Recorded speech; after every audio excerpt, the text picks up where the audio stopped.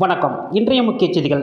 தொடர்ந்து பல பிரச்சனைகளை சந்திக்கும் கேப்டன் விஜயகாந்த் இளைய மகன் நடிக்கும் படைத்தலைவன் படம்.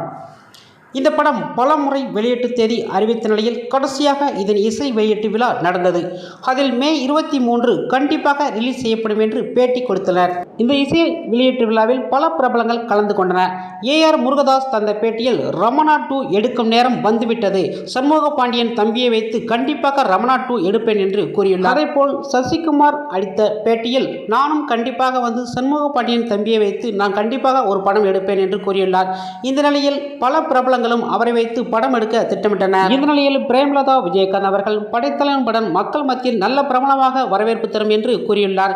இந்த நிலையில் மே 23 ரிலீஸ் புக்கிங் விறுவிறுப்பாக சென்ற நிலையில் படம் நிறுத்தப்பட்டுள்ளது. ரசிகர்களுக்கு இது மிகப்பெரிய வருத்தத்தையும் அளித்துள்ளது. இதை சண்முக பாண்டியன் பத்திரிகையாளர் பேட்டியில் கூறியுள்ளார்.